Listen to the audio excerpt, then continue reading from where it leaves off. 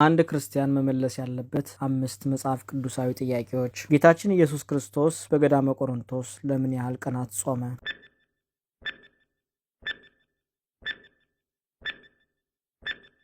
ሐመሩሃ 40 ቀናት። የመጽሐፍ ቅዱስ ክፍል ብዛት ስንት ነው?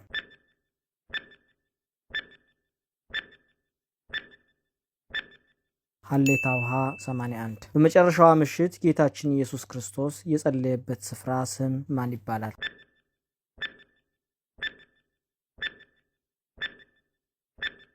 ሀሌታ ውሃ ጌቴሰማኒ። ከ12ቱ ሐዋርያት በአስቆሮቱ ይሁዳ የተተካው ሐዋርያ የትኛው ነው?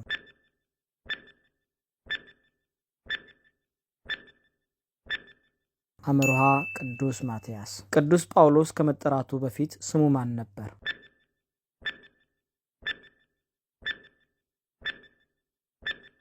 ሀሌታ ውሃ ሳውል። ስንት ጥያቄ እንደመለሱ በኮሜንት መስጫው ያስቀምጡልን። ለጓደኛው ሼር ማድረግ እንዳይረሱ።